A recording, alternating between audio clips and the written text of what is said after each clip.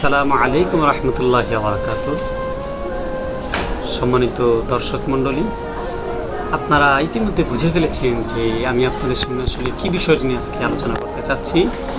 সেটা হলো গত 8 তারিখে চলতি মাসের আমার দরদি মুর্শিদ কেবলা ফরিদপুর যে ঐতিহাসিক মাহফিলটা করেছে, সে মাহফিলের কিছু চুম্বক লাইন, কিছু বিশেষ লাইন নিয়ে আমি আপনাদের সামনে আজকে তুলে ধরার চেষ্টা করব ইনশাল্লাহ। বাকি ওমা তৌফিক ইল্লা বিল্লাহ, আলাইহি তাওয়াক্কালতু ইলাইহি। আমি নগণ্য বান্ধব নিজের অযোগ্যতা, অপারগতা, নিজের না পারাটা আগেই স্বীকার করি যে আমার পক্ষে সম্ভব না এটা আমার দরদি মুর্শিদ কেবলার সমস্ত কথাবার্তাগুলো ওনার মতো হুবহু বলা, এটা আমার পক্ষে সম্ভব না। বাদ বাকি কথার যে মর্মটা যেটা আমরা বুঝতে পেরেছি, সে কথা থেকে ওটুকু আপনাদের সামনে আমি তুলে ধরার চেষ্টা করব প্রত্যেকটা ভিডিওতে। আমার ইনশাল্লাহ এটি মূল কথা। আমি নিজে হুবহু বলা সম্ভব না, আমি মনে করি আমার না কারো দ্বারা এটা সম্ভব না, কারণ ওটা তো আল্লাহ প্রদত্ত মুর্শিদ কেবলা একটা নিয়ামত আমাদের জন্য। আলহামদুলিল্লাহ, আমি আমার সময় নষ্ট না করি মূল কথায় চলে যাই। আজকের যে টপিকসগুলো এখানে প্রায় অনেকগুলো, প্রায় 30+ উপরে লাইন আছে। প্রত্যেকটা লাইন আপনার জীবনের জন্য পাথেয়, খুবই গঠনমূলক কথাবার্তা। আর আব্বা হুজুর বয়ান করেছেন প্রায় 2 ঘন্টার উপরে, সেটাকে আপনি সংক্ষেপে কয়েকটা লাইন পাচ্ছেন অল্পতে। কাজে আপনাদের সবাই চ্যানেলটাকে সাবস্ক্রাইব করলে, এরকম আমিও আগ্রহ পেলে, উৎসাহ পেলে আমি আরও আপনাদের জন্য এরকম কষ্ট করে ভিডিও ছাড়ার চেষ্টা করব ইনশাল্লাহ। শুরু করতেছি বিসমিল্লাহির রহমানির রহিম। তো 1 নম্বর লাইন হলো ফিআলুল হাকিমি লা ইয়াখলু আনিল হিকমাতি। হাকিমের কোনো কাজ, হাকিম মানে মহান রব্বুল আলামিন আল্লাহ পাক, আল্লাহ পাকের কোনো কাজ বা কিছুই, আল্লাহ পাকের কোনো কাজ হিকমত থেকে খালি না। মা খালাকতা হাযা বাতিলা, কিছুই আল্লাহ পাক বেহুদা বানান নাই, সৃষ্টি করেন নাই। যা হয় আপনাকে বুঝতে হবে কোনো একটা মঙ্গল, একটা রহস্য আছে। 2 নম্বর লাইন, দেখি এই চরাচরে যে যেরূপ কর্ম করে ফল সে তার সেরূপ পায়। যে চাষা আলস্য ভরে বীজ না বপন করে পক্ক শস্য পাবে সে। 3 নম্বর লাইনে বলেছিলেন, দেখেন খুব ইম্পর্টেন্ট একটা কথা, মুসা আলাইহিস সালামের একবার একটা রোগ হয়েছে। পরে আল্লাহ পাকের শরণাপন্ন হলেন। আল্লাহ পাক বললেন যে অমুক গাছের কাছে যাও, গাছের পাতা চিবে রস করে খাও, রোগ সেরে যায়। উনি আল্লাহর বিধান মতে গাছের কাছে গেলেন, গাছের পাতা চিবে রস করে গেল, রোগ ভালো হয়ে গেছে। আলহামদুলিল্লাহ। আব্বার মুখে ঘটনাটা শুনলাম, খুবই আমাদের যুগোপযোগী একটি ঘটনা। তো পরের বার ওনার আবার একই রোগ হয়েছে। উনি এবার আর আল্লাহ পাকের দিকে খেয়াল না করে উনি নিজে খেয়াল করছে যে গাছের কাছে গেলে তো ওই গাছের রস খেলে ভালো হয়ে যায়। গাছের কাছে গেছে, গাছের পাতা চিবে রস করে গেছে, এবার রোগ ভালো হইতেছে। এখন আল্লাহ পাকে বললেন, আল্লাহ আগের বার তো রোগ ভালো ছিল, রোগ ভালো হচ্ছে না। আল্লাহ পাক বললেন, আগের বার আমি আল্লাহর উপর তাওয়াক্কুল ভরসা করছো, আমি রোগ সারাইছি, গাছ ছিল ওসিলা। এবার তুমি গাছের প্রতি তোমার তাওয়াক্কুল ভরসা চলে গেছে যে গাছের ওষুধ খাইলে আমি ভালো, তাই এবার আর ভালো হয় না।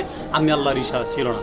আমাদের যুগ উপযোগী, আমরা যে কোনো একটা কিছু ডাইরেক্ট আল্লাহর উপর তাওয়াক্কুল করি না, যে না খেয়ে মেরে যাবো, এইবার ঘর ভাড়া কেমনে দেবো, কেমনে চলবো সংসার, বিভিন্ন কিছু তাওয়াক্কুল করতে হবে আল্লাহর উপর, ওসিলা একজন হতে পারে।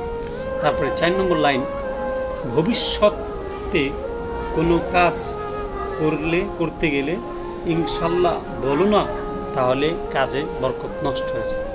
ভবিষ্যৎকালে কোনো কাজ করতে গেলে ইনশাল্লাহ বলতে হবে। আব্বা হুজুর এটা তখন তেলাওয়াত করছেন। এই আয়াত শরীফটা হলো তেলাওয়াত করলেন, ওয়ালা তাকুলান্না লিশাইইন ইন্নী ফাআইলুন যালিকা গাদান ইল্লা ইনশাআল্লাহ। মানে ভবিষ্যৎকালে কোনো কাজ করা যাবে না এই প্রশ্ন। 5 নম্বর লাইন, ওই ব্যক্তির তওবা কবুল হবে না যে নিশ্চিত জেনে ফেলবে এখন তার মৃত্যু হবে, যেমন ফেরাউন। এই যেমন এখানে লেখা আছে, আমি লেখা দেখে দেখে বলতেছি। ফেরাউন যখন আব্বার মুখে ঘটনাটা এইভাবে শুনেছিলাম, যে যখন সে জানতে পেরেছে যে এখন তার মৃত্যু হবে পানির ভিতরে, তখন সে তওবা করতেছিল যে আমানতু বিরব্বি মূসা ওয়া হারুন। শেষে আইসা তখন তার মুখের ভিতরে আল্লাহর হুকুমে জিবরাইল সাল্লাম কাদা দিয়ে দিছিল। সে নিশ্চিত যখন সে মারা যাবে, ওই সময় তওবা করছে, তওবা আল্লাহর কাছে কবুল হবে না। ফেরাউন লিখে দিছিল যে তার মালিকের টাকায় মালিকের সাথে নাফরমানি করে তারে পানিতে ডুবে মারা হবে, সে লিখে দিয়েছিল। সে তো তার মালিকেরটা আল্লাহ রাব্বুল আলামিন, তার টাকা তার সাথে নাফরমানি করছে, তারও তো পানিতে চুবে মরার আগে জিবরাইল আলাইহিস সালাম তার লেখালেখি তার সামনে ধরছিল। এটা আব্বা ঘটনা বলছে। আচ্ছা গেল। 6 নম্বর লাইন হলো সূরা লাহাবের সম্পূর্ণ সূরা লাহাব আব্বা হুজুর ফরিদপুর মাহফিলে তেলাওয়াত করছেন, ফার্স্ট টু লাস্ট সূরা লাহাবের পুরো অংশটা আব্বা তেলাওয়াত করছেন। 7 নম্বর লাইন হলো, আপনি যদি মালিকের কথা শুনে আপনার অধীনস্থ যারা তারা আপনার কথা শুনবে। আপনার মালিক মানে আল্লাহ রাব্বুল আলামিন। আপনি যদি আপনার মালিকের কথা শুনেন, আপনার যারা অধীনস্থ তার মানে আপনি তাদের মালিক দুনিয়াবিভাবে, তো তারাও আপনার কথা শুনবে। 8 নম্বর লাইন, কোরআনকে যদি ভালোবাসেন, কোরআন শরীফ যেখানে যাবে আপনিও সেখানে যাবেন। আব্বা একটা ঘটনা বললেন, কোনো এক ব্যক্তি কোরআন শরীফ অনেক ভালোবাসতো, অনেক বেশি বেশি কোরআন শরীফ তেলাওয়াত করতো, কোরআন শরীফ তেলাওয়াত করতো সে বেশি বেশি। সে ইন্তিকাল করছে, তার সাথে কোরআন শরীফ একটা মানুষকে একটা লাশ হয়ে কবরে দাফন হয়েছে। যত ফেরেশতা প্রশ্ন করে কোরআন শরীফ উত্তর দেয়, জিজ্ঞেস করে তুমি কে? আমি কোরআন শরীফ। কাজে কোরআন শরীফ ভালোবাসে তেলাওয়াত করছে বলে এটা হয়েছে। 9 নম্বর লাইন, কোরআন হাদিস পত্র ভরা, ঠিকানা তার জগত জোড়া, কোথায় আছে সে মনচোরা, শোধাও মানুষের, কোথায় আছে সে মনচোরা, মহান মাবুদ শোধাও মানুষের। এই যে বাণীটা আব্বা মাঝে মাঝে বয়ানে বলেন, কিন্তু ফরিদপুর মাহফিলে আব্বা 2 বার বলছেন এই বাণীটা, 2 বার বলছেন।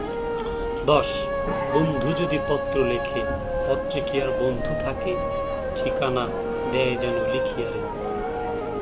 পত্রে বন্ধু লেখছে পত্র খুঁজলে তার বন্ধু, পত্রের ভিতরে থাকবে না, ঠিকানা সে বইলা দিছে। কোরআন শরীফ আল্লাহর ভাষা, আল্লাহ পাঠাইছে, ওটার মধ্যে তো খুঁজলে আল্লাহ পাইবেন না, ঠিকানা আল্লাহ পাক দিয়ে দিছে, ঠিকানা ধইরা আপনাকে আল্লাহকে পাইতে। 10 নম্বর যেটা আব্বা বললেন, আগামীতে কোরবানি ঈদ আসতেছে, সকলকেই কোরবানি গোস্ত খাওয়ার পরে কোরবানি গোস্ত খাওয়ার দোয়াটা শিখতে হবে, আমাদের সবার এটা দরকার, প্রয়োজন আব্বা বলছেন।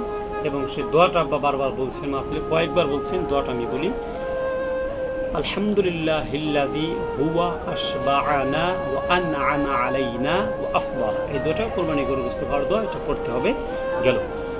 তারপর হলো 12 নম্বর লাইনটা হলো, খোদার ঘরে লিল্লা দিলাম, মানুষ বিনে কেউ খাইল না। কোন টপিকসে আব্বা বলছিলেন, প্রেক্ষিত ছিল এমন যে হাসরের মধ্যে আল্লাহ পাক জিজ্ঞেস করে, বান্দা আমি তো ক্ষুধার্ত ছিলাম, খাওয়া নাই, পিপাসিত ছিলাম, পানি পান করে, এই জাতীয় কথা বলবে, তখন আল্লাহ পাক বলবেন, নিজে বলবেন যে তোমার পাশে একটা প্রতিবেশী অসুস্থ ছিল, তার সেবা করলে আমি আল্লাহর সেবা করা হইতো, একটা ক্ষুধার্ত মানুষকে খাওয়ালে আমি আল্লাহরে খাওয়ানো হইতো।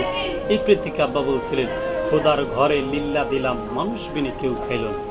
13 নম্বর টপিক ছিল,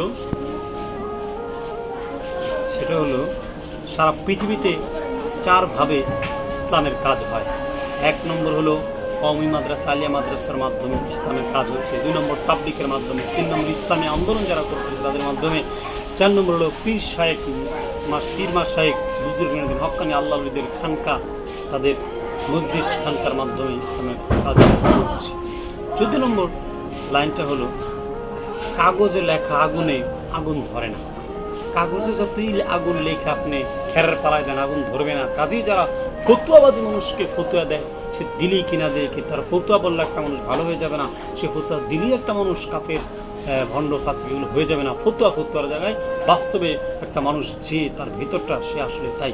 কাগজে লেখা আগুনের মতো, যেটা দিলে যেমন পুড়ে না, কিন্তু ফতুয়া দিলে ওটা মানুষ তো আর পাল্টায় যায় না, সে যা তাই লিগেলি তো আল্লাহর কাছে।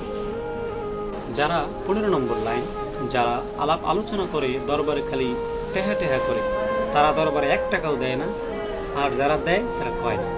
কথা কিন্তু ঠিক, যারা দেয় ওরা কোনোদিন কয় না, টাকা দেয়, তারা বুঝে যে টাকা প্রয়োজন। লক্ষ মানুষের একটা মিশন চলতেছে, টাকা ছাড়া টাকা লাগবে না। প্রত্যেকটা সেক্টরে টাকা লাগে, যে লাইনে যা রাজনীতি করেন সেখানে তাদের গোপন মিশন আছে, টাকা লাগতেছে, সব কিছু টাকা লাগে। তো দরবারে কাজ চলবে, এত মহৎ কাজ চলবে, অনেকের রাস্তায়, এখানে টাকা লাগবে না, অবশ্যই টাকা লাগবে। যারা কয়েকগুলো তারা দেয় না, আসলে এটাই সত্য। 16 নম্বর লাইন হলো, পুরুষরা হাসান বসরি হও, মহিলারা রাবেয়া বসরি। তার আব্বা একটা ঘটনা বললেন যে হাসান বসরি রাবেয়া বসরি ঘটনা বললেন। হাসান বসরি বলতেছেন যে আমি পলাই, তুমি আমার খুঁজো। রাবেয়া বসরিকে ঠিক আছে পলাও। হাসান বসরি পলাইছে, রাবেয়া বসরি বলতেছেন, হাসান তুমি যে আরশের এক কোনায় পলাই রয়েছো, আমি তোমার দেখছি, ধরা দেও।